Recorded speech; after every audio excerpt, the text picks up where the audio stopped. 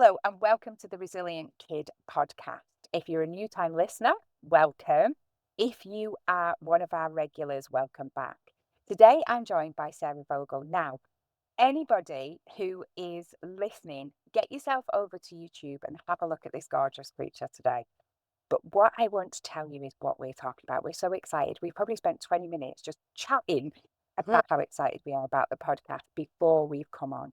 A lot of the issues that I am seeing with the young kids, with the teens, Sarah sees it in the workplace. She sees it in leadership roles. They literally come into her training room. So the connection between our work is something that connected us as people. And I was like, Sarah, you've got to come on the podcast. So without further ado, good morning, Sarah. How are you? Good morning. I'm really well, thanks. I'm excited about this and I'm really, really happy to be invited.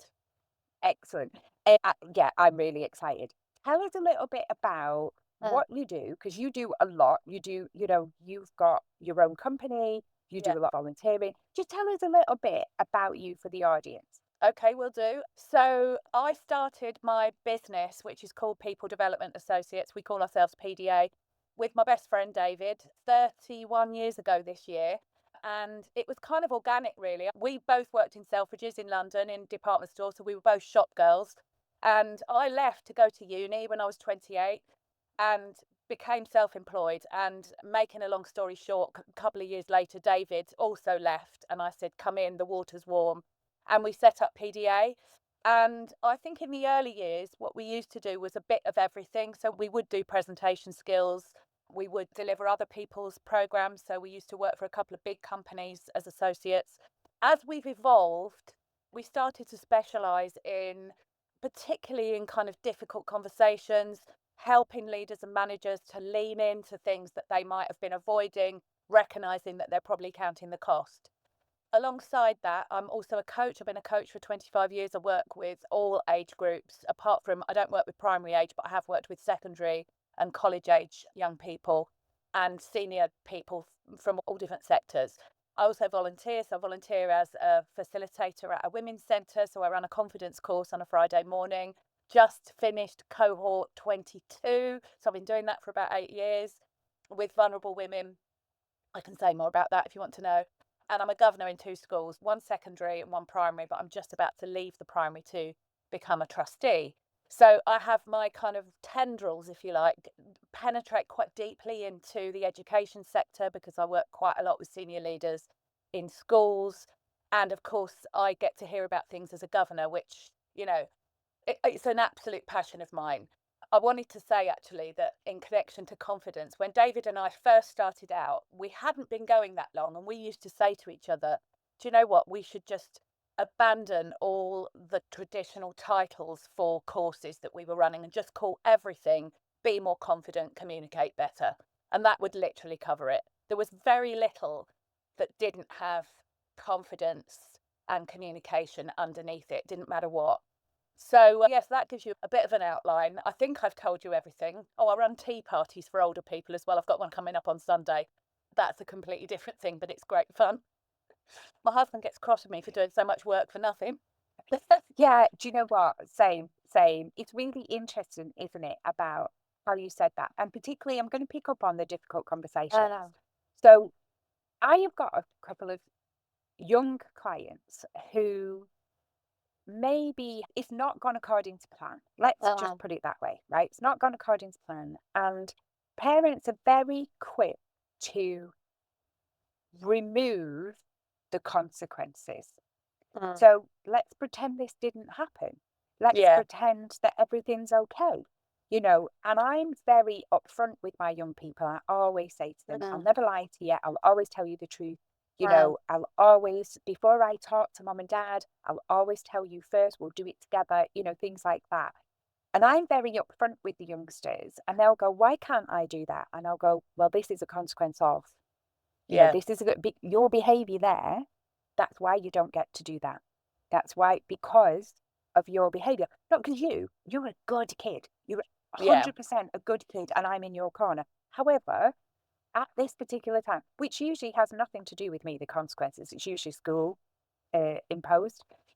But we have to understand that that behaviour, school won't accept that. And therefore, the consequence is you can't do that trip, you can't do this, you can't do that, whatever. And it's about us moving forward. It's about us making sure you're on the next one and Mm, having the confidence, having the skills to be able to manage that and manage your yeah. behaviour.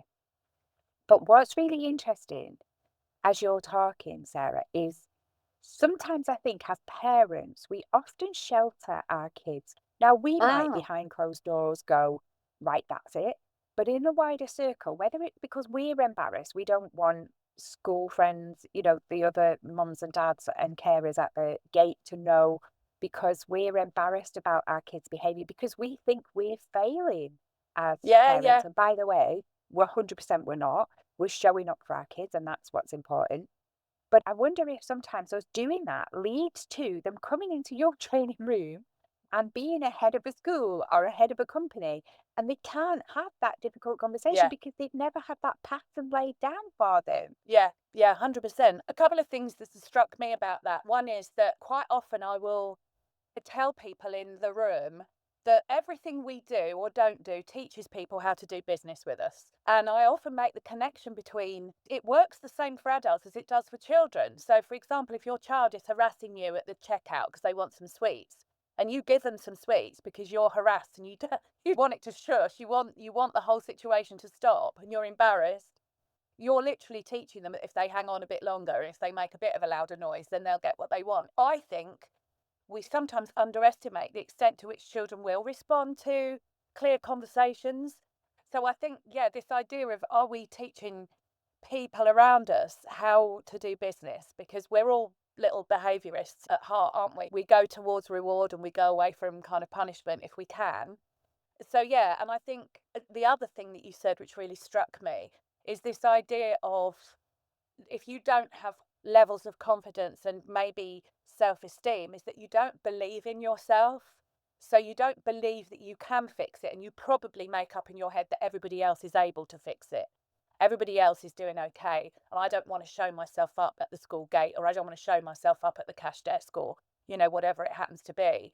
And I think the more we believe in ourselves, the more, I mean, it sounds so simplistic, but I do think that the more we can accept ourselves fully, warts and all, then the more able we are to accept other people's warts and all, and the more we can move towards a more collaborative, assertive, which is kind of like an old fashioned concept nowadays, but it is coming back into fashion, I think.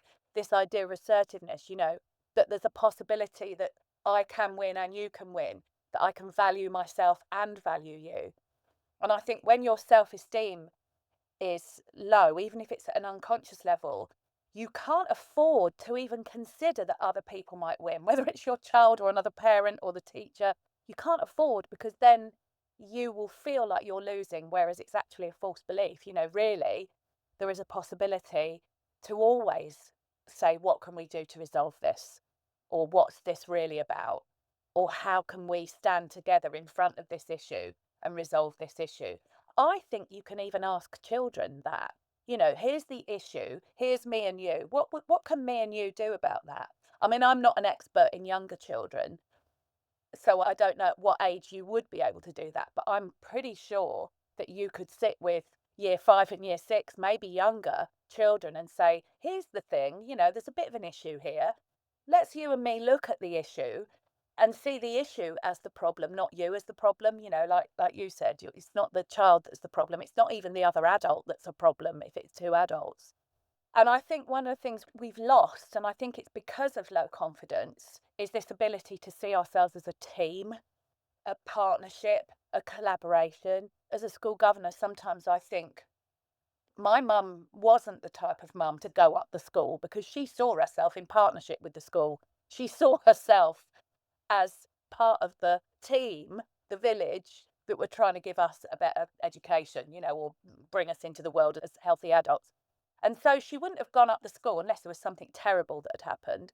But nowadays, I think some parents think of the school as the enemy and don't necessarily think of themselves as partners with the school. And even if the school has done something they're not happy about, to actually say, what can we do to resolve this, instead of what are you going to do about this? And I think then the more confident we feel, I really genuinely believe that if we feel confident, we can be calmer and we can resolve things more quickly. Definitely. And I think that is funny because I do a lot of work in schools, as you know, and there's a couple of things. So, one already, I think I've done it from 4 years of age where I've said to a 4-year-old, okay, so you fell out with Tommy, how are we going to do this? And getting them to solve it. And it's really Yeah. important. And the reason that I say like it's really important is because it's making pathways in the brain. So the next time they Yes. fall out with Yes. Tommy, there's already a pathway made. But So, in schools, we kind of don't let them we say there's a bullying issue, for instance, yeah. we often go, we bring the kids in, right, apologize to each other, right, just ignore each other now. But that could be in year 7, and Yeah. they've still got the rest of the year to go, the rest of the years to go. So you can't just avoid somebody. there's no there's no kind of pattern. We don't teach kids to repair and restore, and really that's every relationship, like you're saying, Isn't Sarah, it? that if you've got the confidence to go, whether it's, two people at work in a team, whether it's two kids at school, whether it's you and your partner, do you know Uh, what? Hands up, my fault, I am sorry. Or do you know what? This is how I felt then when you said that, and sort it uh, out rather uh, than let's just make drama out of this, because yeah, that's what yeah. happens more often than not. Oh, it Um, does. And the drama spreads outside. And then before you know it, you've kind of got drama in the playground and you've got drama in the community. And, if we'd only, it's a bit like that really old fashioned proverb that used to say, for the want of a nail, the shoe was lost. For want of a shoe, the horse was lost. And you think, come on, could we just pop a nail back in this before it starts getting to high drama and the whole yeah. community dividing about this particular issue? And do you know what's really funny when you said that? Because I talk about the village all the time, and we've got like Uh, a new Facebook group for parents and educators and carers, anybody who is dealing with young people on a daily basis, called the village. yeah, And yeah, I did have one, but this feels like it's new and it's different, and so we're kind of really gonna push this so that we can support everybody in it. And that's my philosophy. When I was a young kid, if I fell over, somebody would pick me up, and they might not necessarily know my name, but they knew who uh, I was attached to. They knew that, oh, that's Margaret Dixon's granddaughter, yeah, go yeah, and get her, or go and get her daughter, Leslie, or do you know what I mean? So, uh, and I think what happens is we are so scared, and I think this happens in work as well as um, at the school gate, is we're so scared that people are going to point the finger and go, look what uh, you're doing, instead of uh, accepting that's just a kid. They're just learning how to behave. They're just learning all of yeah, this, and it's no reflection on us. And I think that's the difference. You must see that, like, in some of your leadership training, yeah, where they're so scared of having those conversations, or they've not got the confidence to uh, call something out and uh, just go, uh. listen, it is what it is. Absolutely. Talking of calling out, we've recently been doing some work with local authorities, in particular adult social care managers, and supporting them with a program called Confident and Inclusive Conversations. And that was specifically because evidence suggested that managers weren't confident enough to call out, non-inclusive, discriminatory language, DEI type issues. So if they witnessed something, or if somebody came and kind of brought a complaint to them, or even if they were called out themselves. And the interesting thing was that we were asked to design this course. And when we were sort of co producing it, when we were doing some pilots and some interviews with people who did the job, one of the things that struck me very forcefully was we could teach people the tools, but unless we backpedal and talk about confidence, it's not going to improve their confidence. It's just going to give them some tools. And then will they have the confidence to use those tools? And I think that can apply everywhere as well. The confidence course that I run on Fridays with the vulnerable women, I don't teach them any tools until 6 or 7 weeks in, because we need to focus on what do we mean by confidence? What are the types of confidence? What is it that affects confidence? And also more recent ideas like vulnerability and how important it is, and authenticity and how important it is. Because when I was growing up, and I mean, this relates to schools and parents, we were taught just to silently accept authority. I mean, I didn't know my teachers' first names. That would have been quite revolting. If I saw them having a life shopping in Sainsbury's, it was embarrassing, you know. And so I think nowadays, hierarchy is much less important and leaders can't hide behind it. And I think to some extent, you do have to have some vulnerability in order to lean into these conversations. You do have to be able to say, okay, maybe I was wrong, or maybe I got that bit wrong, or you have to have the vulnerability to be able to accept that you might be part of the problem. And I think we talk in fierce, we talk about mastering the courage to interrogate reality, which essentially means, well, you may not like what you hear, but that doesn't mean don't interrogate it. And if you think about some of the situations that you and I have come across where people are trying to kind of just look the other way and pretend it hasn't happened, it's because they don't have the courage to interrogate what's happened. They don't want to say, what's the issue here, in case people turn around and say, well, it's you, you're the issue. And even if someone says it's you, you're the issue, they then haven't got the confidence to say, what is it that I did that's caused this issue? Because that takes courage, it takes vulnerability, it takes being able to kind of manage the feelings that you have when you discover that you might have left some fingerprints on something. I mean, I wonder sometimes if teachers, and I have the utmost respect for teachers because I think they're having to manage all sorts of situations that they probably didn't have to manage back in my day. When I say my day, I mean when I was at school because I haven't been a teacher. But, that kind of idea of I'm just trying to keep control, you know, so I might do what's expedient instead of thinking what might be really going on here.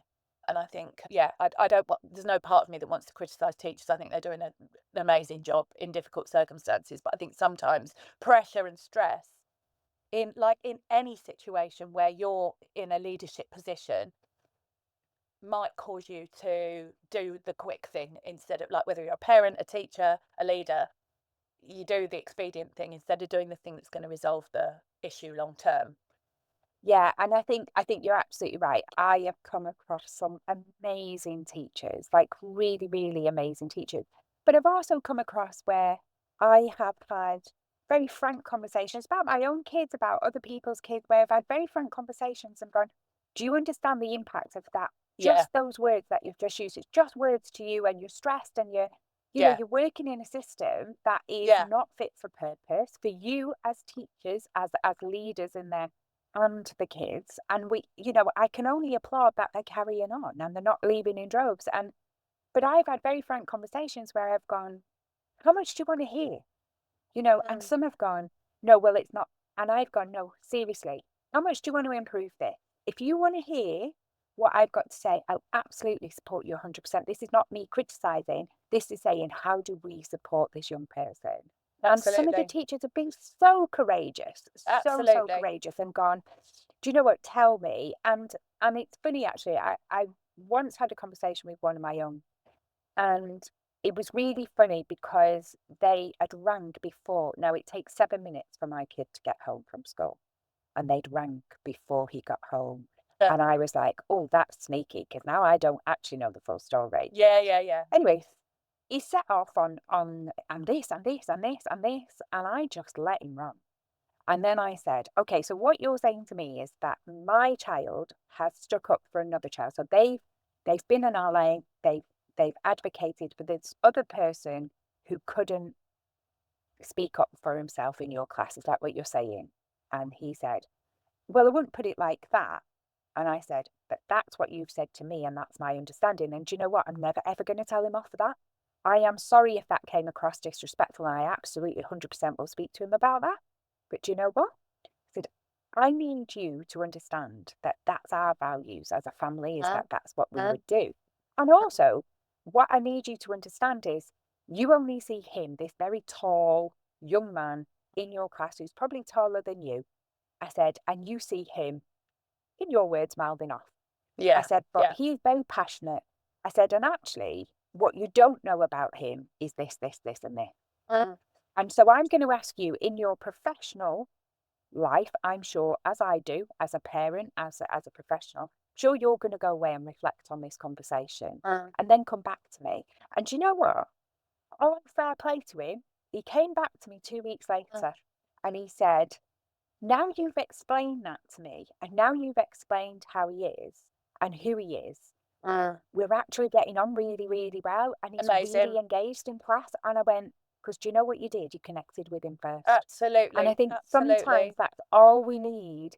And I'm massive in, if you want respect of somebody, because like you say, Sarah, it's not hierarchy anymore. That doesn't cut it anymore. You can't hide behind that title. No. Connect with the kids, connect with your teammates, connect with, Mm. whoever it is that you've got to have a relationship with on whatever level, Yeah. and then you'll get that respect.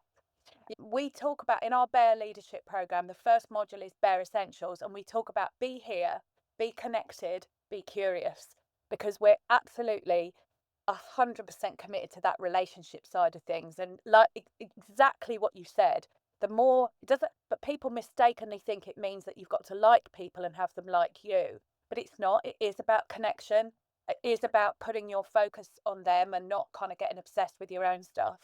And I remember running it as a kind of a conference session to about 50 head teachers locally to me in one of their kind of conferences.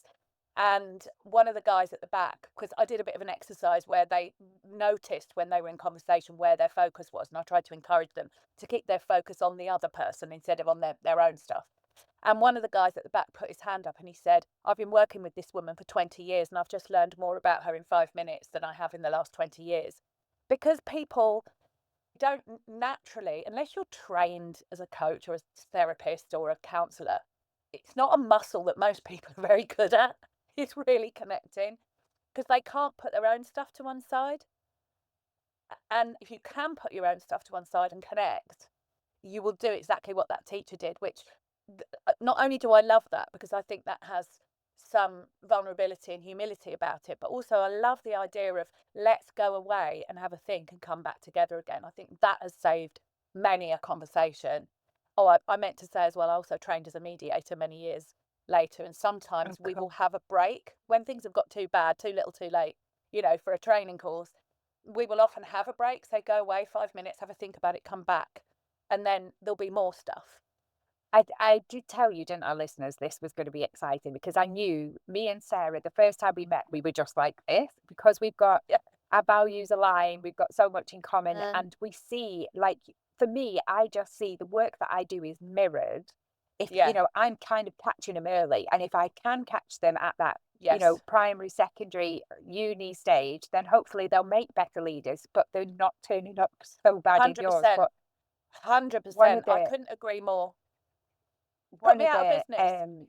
I'd love do you know that. what, it's really funny, Mhm. it's really funny. I always say it is my job, it's very business, it's counterintuitive to business because one of my jobs is so you don't need me anymore, that's that, and that is a would Yeah, be a pleasure. absolutely. One of the things that I just thought there before I want to move on to kind of you telling us a little bit more about confidence and some things we can do around Mm. confidence was around, at the moment, you were saying about that connection and that head teacher, and how humble to go, Mm. I've not done this before in Yeah, 20 yeah. years. One of the things that we're seeing, particularly after COVID, but is we're doing a lot of work at the moment because obviously it's transition season for, Mm. year six to move up to high school Mm. and then high school up to sixth Mm. form. But some of the work that we're doing is around those transitions for the Yeah. kids, and we go in and we do, like, say 6 lessons helping them do that. But one of the things that we've noticed that is a real gap at the moment is friendships, how to make Mm. friends. So we go Mm. from that very young age where we parallel play, we just play alongside each other, Yeah. to then we go up into year one, year two, and we're supposed to interact. But actually, nobody really teaches us that. And so, No. particularly for year sixes at the moment, what we're saying is, what have you got in common? What is different, Mm. about these new friends? But also, we do an exercise where we kind of look at what do we want out of a friendship. So that might be something like a sense of humor. Like I Mm. love my friends that I know I'm just gonna have a ball with, Mm. right? Then what do we need out of a friendship? So maybe we need like honesty and we need to be able to trust them. But then also, what's a non-negotiable? Now, that non-negotiable could be to be inclusive. Like they have to be Mm. inclusive, not to be racist, Yeah, things yeah. like that. So, And when we do that, and I've done this with really young kids, and I've done it with like when we do that, it's almost like a checklist of, are you a friend that can fit into here? And also them knowing their own boundaries. And my sister, I have done this exercise with my sister as well, and she calls it the Tinder exercise, because actually you can do it for, if you want a new partner, you can look at that. But actually, what we've realized is that when kids move up to high school, they move up, we go, oh, you'll make loads of friends. And so they Yeah. just accept anybody as a friend. And actually, Yeah, no, yeah, you yeah. need to know who fits, because Yeah. that's when it gets worse and worse. And I'm sure it's probably the same with you. So sorry, that was just a bit of a side thing that I thought actually that mirrors really well. Uh, Sarah, tell us a little bit about his confidence, and Uh, also what can we do? uh. Yeah, sorry, what you just said just reminded me of the old thing they used to say about university is that you meet people in the first 2 weeks that you spend the next 3 years trying to shake off. And I think, maybe that's the same. Maybe that's the same for secondary school kids. Can I say again, before I get into the confidence thing, although there is a link, that when I work with the women, the vulnerable women who are at the women's centre called Anna Wim in Birmingham, they may be in Anna Wim for a number of reasons. They may be there because they have mental health issues, they might have substance misuse, they may be doing the courses instead of a custodial sentence, or they may just be fresh out of a custodial, or all sorts of reasons. I mean, you name it, they may be there. And one of the things that I think is that for women, I think particularly, the reason they find themselves in those situations is because they have accepted any old relationship. They've gone, that'll do. Or they haven't valued themselves enough to think, actually, that person's not right for me in my life. That's friends. And we talk a lot about that during the course, about how do you, what some of them will say, well, I'm a bit lonely, so therefore I put up with. Well, value yourself enough to actually have people that nourish you in your life. And I think, that's something maybe we could be teaching in transition. Does this person make you feel good? Does they not make you feel good? Because I think in schools, there's also that whole thing about sometimes I'm too scared not to be that person's friend. And I heard a parent talking about their daughter had come home in the classic kind of year 8 scenario. I remember my daughter when she was in year 8, the kind of friendships issues that they had. And I remember somebody saying, is that was a popular girl. And the parent said to her, well, is she popular or is she just powerful? Is she someone that people are too scared to not be friends with? And I think, again, children of all ages need to be confident enough to say, not interested, I can walk away from this. But it's really, really difficult. But whatever support we could give them in that department, I think would be fantastic. But, so that was a bit of just a side thing, because when you're saying stuff, my mind's going, but, so what is confidence? Well, the first thing I teach on the course is something that I picked up from one of my colleagues that I do coaching supervision with. And there was a psychologist called Bandura that I'm sure you'll know about, and he talked about self-efficacy. So I'm not sure how much of the rest of this is Bandura, but I know that his research did focus on self-efficacy, which essentially is I can do that. The other two aspects I talk about is a confident outlook, so it'll be okay, and self-esteem, I am enough. So those three things I often teach, so let's start with kind of a confident outlook. Are you kind of thinking that everything's going to go wrong, or are you the kind of person that thinks, do you know what, it'll work itself out, it'll be okay? And that can apply to having the confidence to have a conversation. I'm not going to catastrophize that situation. What I'm going to do is I'm going to think, at least I'm having the conversation. At least I'm having a go at this. At least I'm trying to resolve it, rather than, oh, there's no point talking to so and so. Oh, there's no point doing that. So the first aspect I'd say is kind of examine your thinking and think, are you indulging in a catastrophic mindset, or are you actually putting yourself out there with a confident or optimistic outlook? So that's the first thing. The second thing is self-efficacy. So this idea of I can do this. And I believe, and in summary, I think what Bandura said was that actually the more we can take inventory of the things that we have succeeded at, the better able we will be to succeed in the future. So whatever it is that you have achieved, is to focus on that. Is, what have I overcome that I'm quite proud of? I remember getting a swimming certificate, or, I was really good in the playground at kind of starting a game, or, I mean, you can adjust this self-efficacy. to fit the age group. And of course, with the women in the confidence course, I have to really get them to say, come on, what are the things you've done? The other thing that Bandura said is when you can compare yourself favorably to others, well, that's something that a lot of people feel uncomfortable about. They feel uncomfortable in saying, well, I'm better than most people at baking, or I'm better than most people at socializing or reading or singing or something like that, but actually it's really good. And I think kids aren't too bad at that. I think if you say to them, what are you better than other people at? Sometimes they can say that. And I love to hear that. So that's the self-efficacy. And it's about keeping the inventory, the list of things that you're good at, so that actually you're teaching yourself to think, I can do this. And then the other one is self-esteem, which in the confidence course, we spend quite a lot of time thinking about self-esteem, I am enough, and kind of thinking about, where do those messages come from that lead us to believe we're not enough?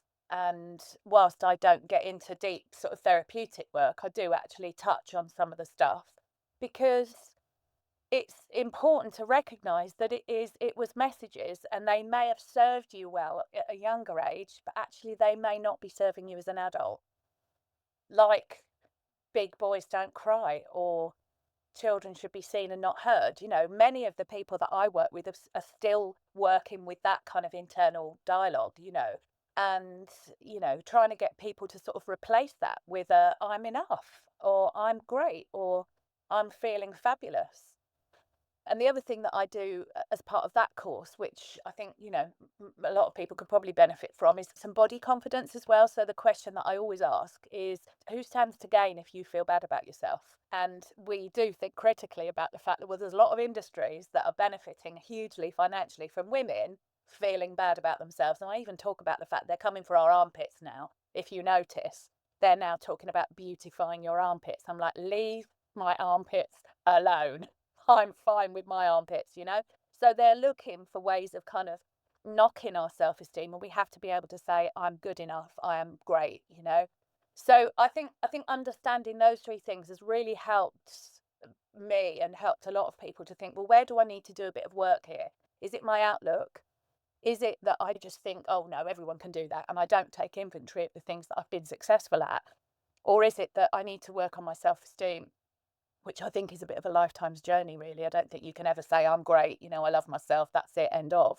You do have to kind of build that.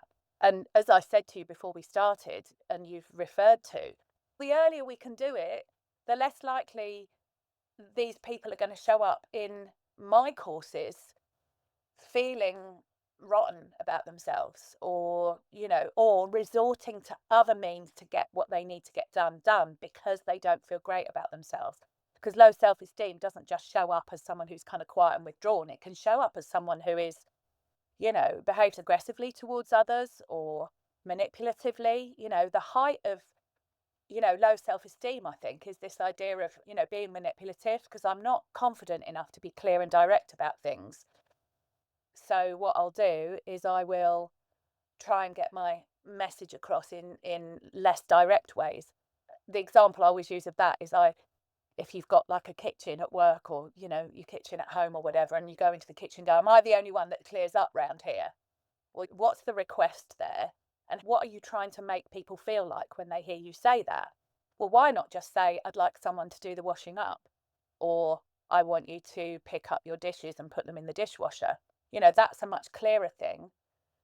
Was that helpful? There's just a Yes, couple of things, really. Not much. 100%.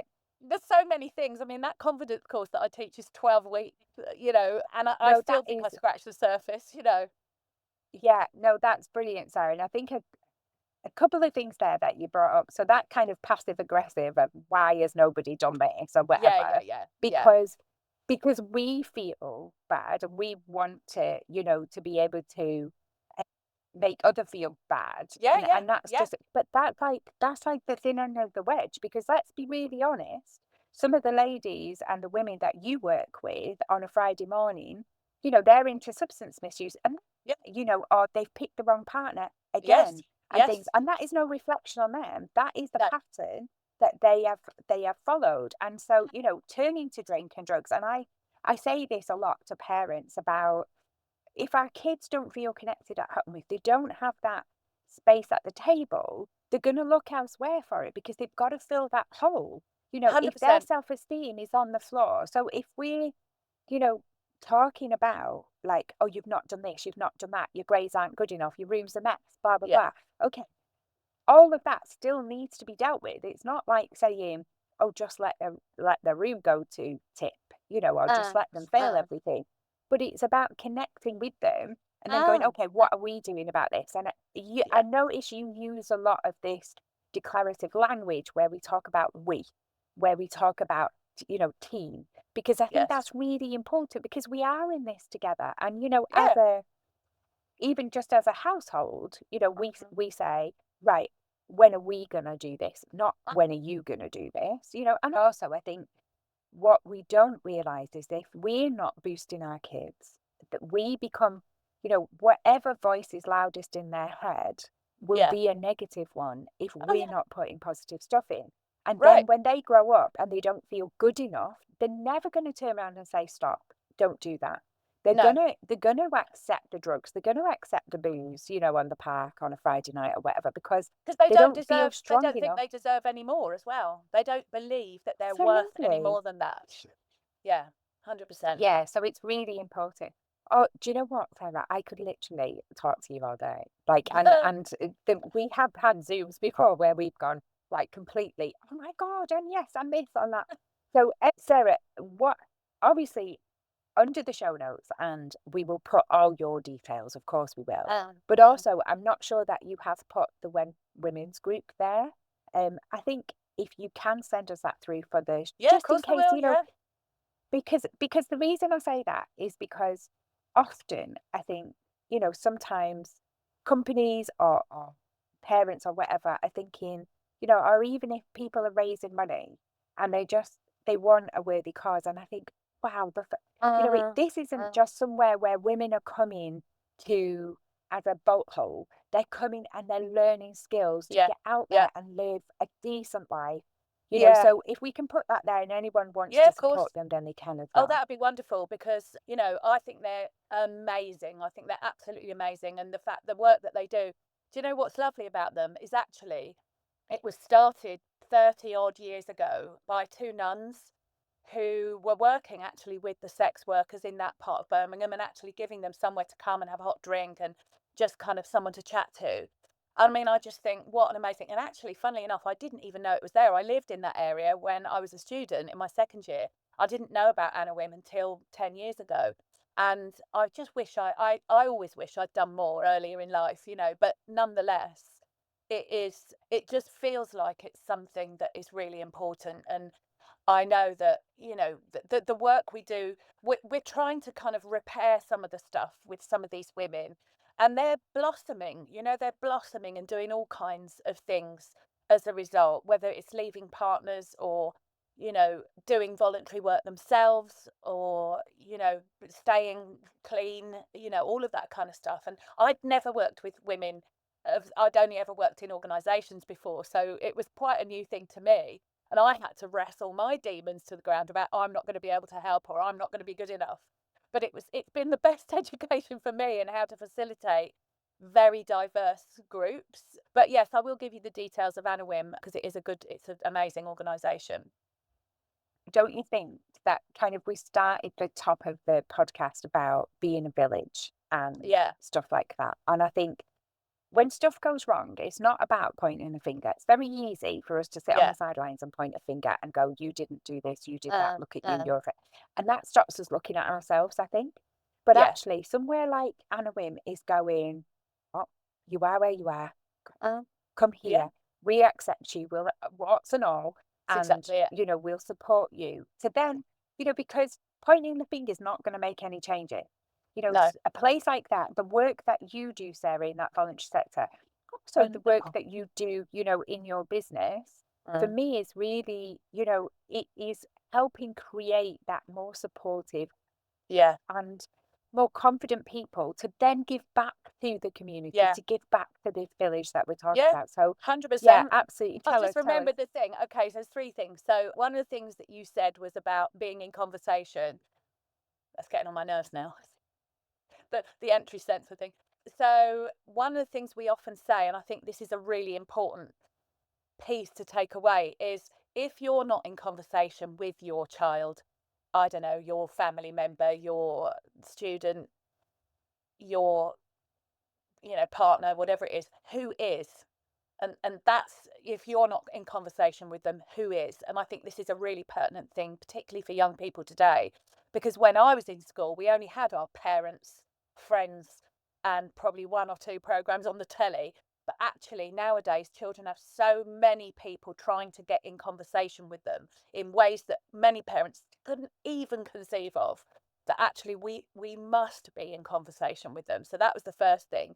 The second thing was this idea of, when we're at home, saying you haven't done that and you haven't done that and you haven't done this, there's also a way, and I talk about using and not but quite a bit. So I love you and I need you to get your laundry done.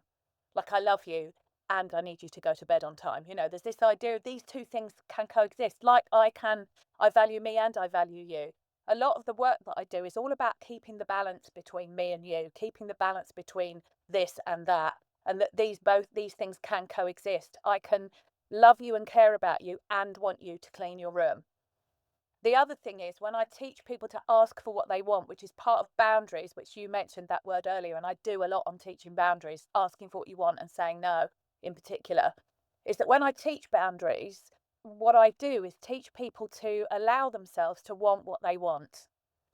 And sometimes people either don't know what they want, or they don't think they have the right to want what they want, or they start to diminish it before they've even got it out of their mouth. And when we're asking for what we want, I ask, and this would be pertinent to parents, is to actually ask for what you want, not what you don't want. Like, I want you to stop doing X, Y, Z. I want you to not be disruptive in public. I want you to stop being so rude to your teachers. Actually, I want you to be polite. I want you to, what is it you actually want instead of what you don't want? And that is more powerful and more positive. So I'm sure that's something you teach as well, but it is one of those things that, just a couple of things that occurred to me while you were talking. So, yeah. No, I think that's brilliant, Sarah. And, what a really strong message for uh, everyone, isn't it? Parents, teachers, you know, if you work in a team, that idea of asking for what you want, not what you don't want. So, Yeah. kind Yeah. of whether it's like, I want a Saturday night date, like you know, I want you to complete that project, not why are you behind on that project. I don't I want you to be want, late. if you talk, yeah, exactly. I think it's really important. And also as well, what I find is, and I think we touched a little bit on this before, is when we teach boundaries, particularly if I'm teaching kids boundaries with friends, with whoever, what I find is they grow in confidence then because they know where Ah, they stand, but also everybody 100%. else knows where they stand. Yes. And Yes. actually having that boundary in place and keeping to it is saying, this is how I deserve to be treated. Yes. And This is if how to do somebody business with doesn't do me. that, Mm. absolutely. And I love that. Do you know what I mean? And I'm going to use that phrase. You said it earlier on in the podcast. Yeah. This is how to do business with me. And I thought, oh, that's really good because kids love that. Do you know what I mean? So Yeah. any exchange, any kind of negotiation that you're doing, you know what? If you want to hang out with me, this is how we do business. This is Yeah. what I want. And Absolutely. I 100% going to do. Do you want another one for Sarah, nothing? go I on, was go just, on, go on. one Yes. more, one more. So, you know how some people, and again, manipulative people, will try and hook you, they'll try and get you. The analogy I use is that they keep offering you onto the dance floor, but you don't have to accept their invitation to do your dance, because the dance is often the thing they always do. Like, my mum used to try and kind of hook me in by being rude to me, and then if I pushed back, she would criticize me for being aggressive. So that idea that you don't have to accept the invitation onto the dance floor of someone that wants to do their dance with you, that they always do. And those kind of things are the things that I'm a bit of a metaphor woman. Anyway, sorry, I know you Yes. were trying to wrap up there, and I literally can't stop. This is it now. We're going to have to No, make this you a need series. to. No, that is honestly really amazing because I kind of feel like metaphors are the way I think, we've been telling stories, haven't we, for hundreds of years. Uh, And I think that's how we learn, that's how kids learn, that's how yeah, adults learn. it's anyone can stand up there and do a PowerPoint. And I haven't been to one of your courses, but I am desperate to come. But I have seen you present stuff. I have seen you talk, when we've been in group situations, and you use metaphors a lot. And I think that's why it gets in. Anyone can put a PowerPoint in, but that's what you're so good at, Sarah, is, Thank when you. you're teaching, whether it's a Friday morning, the women at WEM, or whether you're doing your courses in schools, in organizations with leaders. I just think that's why people relate. That, and she looks really cool, by the way. But I think that's why people really relate, and the learning goes in. They take stuff away because it's not just the average training. You are giving them those metaphors that are real life stuff. Oh, thanks, Ashley. Sarah, I just want to say thank you for coming today. I feel like You.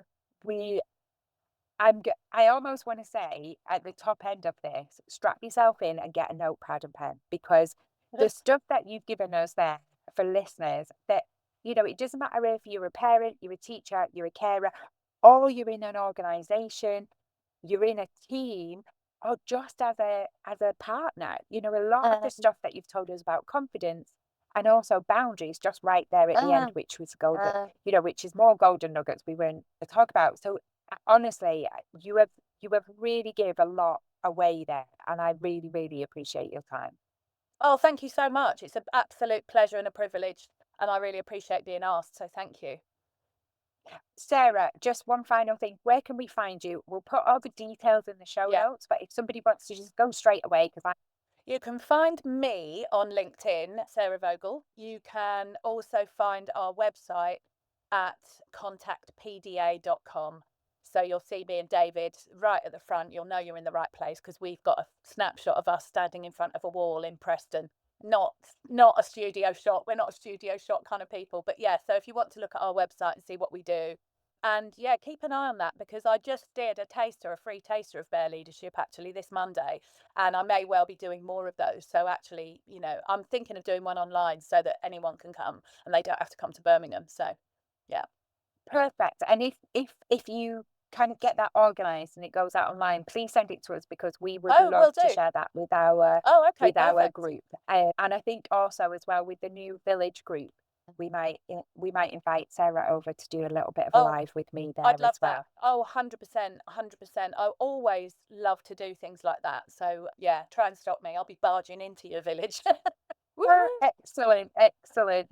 You'd be Oh, a welcome member. thank you. Thanks very much, Sarah. You're welcome. Have a Thanks for fantastic day. listening, everybody. And to you. Thanks for listening, everybody, and we'll see you next time.